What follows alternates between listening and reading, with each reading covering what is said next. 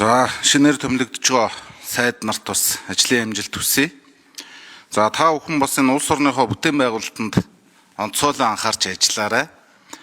За мэдээж одоо шинэ засгийн газрын эхний ажил бол энэ төсвийн тодтголыг оруулж ирэх юм шиг байна.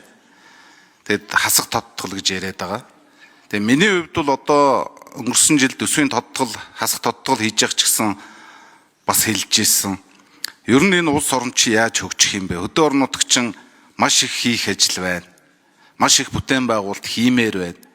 Тэгээ мэдээж одоо төсвийн урсгал зардал шаардлагагүй урсгал зардлаас одоо хэрэгцээгүй зардал бас тэр танах зүйлүүд байвал хасч болох бах. Гэхдээ нөгөө талдаа хөрөнгө оруулалтаа л хасаад байдаг. Жишээлбэл бид нар одоо 25 оны төсвийн тодтгол хийхдээ өчнөө олон замын томоохон бүтээн байгуулалтын ажлуудыг хасч ирсэн. Жишээлбэл одоо налахаас тэрэлж хүрэх 4 игнэ зам, дархнаас сэлэнг ортлох 4 игнэ зам гэдэг. Тэгээд энэ бүтээн байгуулалтуудыг хасснаар хувийн хвшилд халгаатай байгаа юм л да.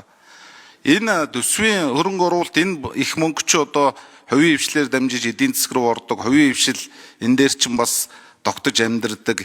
Хувийн хвшилд ээлтэй ийм олон зүйлүүд байгаа л да. Тэгээд бид нар одоо төсвөө тодтгох нь төсвийн таналт хийн гэхээр хөрөнгө оруулалтаа хасна. Гэтэл уг нь миний бодлоор бол энэ засгийн газрыг энэ төлөвлөсөн орлогоо ол, эрсдлээ зөв тооц, арга зам хай, өөр боломж болцоогоо нээ дайчил. Ер нь одоо энэ хэмнэсэн зардлаараа төсвийн хөрөнгө оруулалт энэ хөдөө орнуудаа хөгжүүлэх дэд бүтцийн ажлуудыг хий гэж ингэж одоо шаардаж шахаж улсын их хурл ажилламаар байна л да.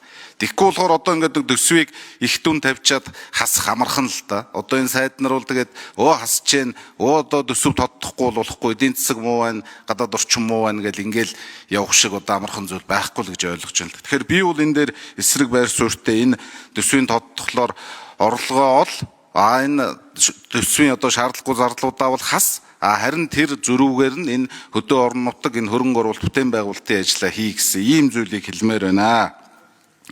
За тэгээд ерөнхий сайдыг томилогдож байхад бас асууж ирсэн төр хувийн хвшлийн түншлэлийн хууль гэдэг нэг 2003 оноос 2023 онд хэрэгжиж эхэлснээс хойш одоо ганц ч олигтой яриа хэлцээр амжилттай хэрэгжсэн төсөл байхгүй нэг ийм хууль байгаа. Тэгээ энийг одоо эдийн засаг хөгжлийн шинээр томилогдох сайд яаралтай оруулж ирээд энэ хувийн хвшилдээ ээлтэй энэ зүйлээ нэг оруулж ирээд хийгээрээ. Тэгэхгүй бол одоо хувийн хвшилд бол маш их боломж байгаа. Тэгээд төртөөгөө түншлэх гэхээр төр нь одоо ингээд өөрийгөө хамгаалсан эрсдлээс хамгаалсан бүх зүйл дээр одоо хувийн хвшилд ачааг үүрүүлсэн ийм хууль байгаа шүү. Энийг яаралтай оруулж ирээрээ гэдэг ийм зүйлийг хэлье.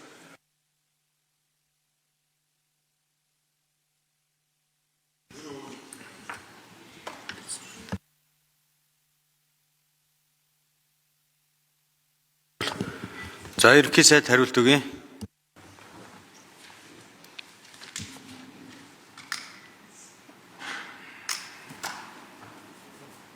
За гишүүний асуултанд хариулъя. Хосоо гишүүний асуултанд хариулъя. Төсвийн тодтголыг хэлцэхээрээ бид нар сүүлийн 2-3 хоног төр хувийн хвшлийн төлөвшлийн тухай хуулийн төслийн өөрчлөлтийг бэлтгэсэн яамдаа санал авч байгаа. Одоо ойрын хугацаанд улсын их хурл дэргэн мэдүүлэхээр төлөвлөж энэ ондоо багтааж хилцүүлэхээр төлөвлөж байна. Ер нь яг төсвийн эдийн засгийн бодлогын хувьд бол ийм болчиход байгаа. Суур сценарийгоор суур одоо хөлбраар төсвийн орлого 2.3 их найдаар буурахаар. Өөрөөр хэлбэл 105 сая тонн нүүрс 105 доллараар тооцоод 83 сая тонн нүүрс экспортлно гэдэг төсөв тусгацсан. Одоогийн гарч байгаа байдал бодит үнийн өөрчлөлт одоо суур хөлбраар бол бид нүүрсний одоогийн үнийн бууралтаар тооцоход 2.3 их найдаар тооцсон. Харин энэс муу хөлбөр ажиллах хөлбөртэй. За ойрын 2 жил нүүрсний үн өсөхгүй буурна гэсэн олон улсын тооцоо байна. Энэгээр 3.2 их найдаар төсвийн орлого буурах тооцоод. Ингээд энэний чинь танахгүй бол энэ илүүд зардлыг чинь яаж нөхөх үү? Зээл авч нөхөн. Нөгөө өөрийн нормд чинь нэмэгдэнэ. Авсан зээлийн хэмжээгээр валютын анш өсөж дотоодын иргэдийн ачаан дээр инфляц үнийн өсөлт болж буурна.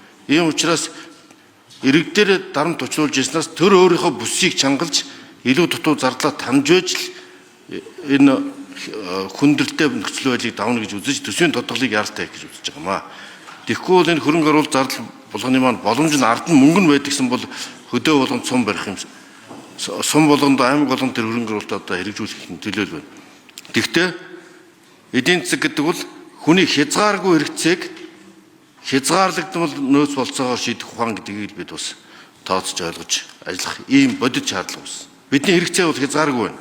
Зам барилга бариад одоо хотоо метро цотроо барих бүх цаанч бидний нөөц мөнгө хязгаарлалтай. Өнөөдөр гадаад байдлаас болоод улам хүндрэлтэй болж байна. Ийм учраас байгаа боломж нөөцөө шалтгаалаад уламжлал шинжилгээг госолсон засгийн газар байхгүй бол шин тутам 100% шин засгийн газар байгууллаа гэхэд бид цаг алдах тусам бидэнд том өршлийг авчрах гадаад нөхцөл байдал үүсэж байна. Үүнийг одоо ойлгож байгаа гишүүдээ бас баярлалаа.